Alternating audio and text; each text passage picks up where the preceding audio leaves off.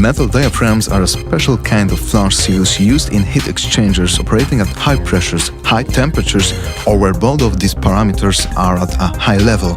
Often they are applied also when hazardous media are to be secured.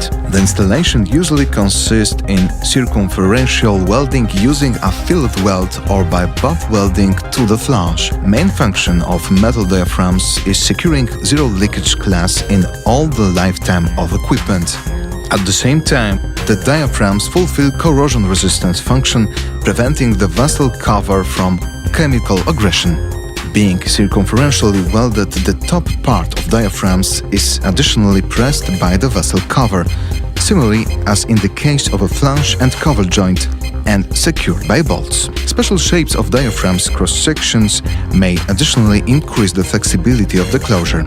Such increased flexibility may compensate potential stresses and loads being results from working pressure and temperature factors.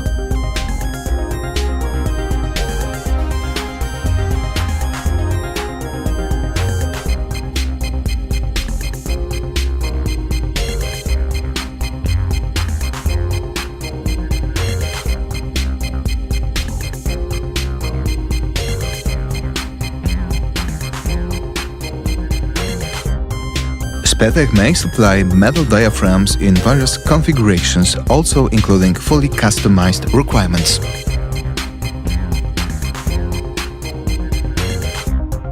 Special group of diaphragms are those used in heat exchangers with screwed covers.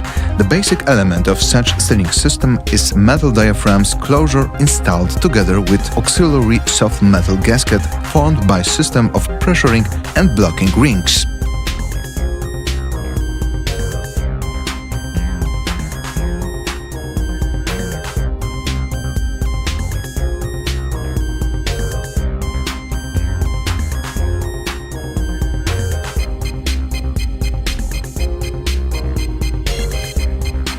SPETECH manufactures the diaphragms in various different materials according to customers' requests.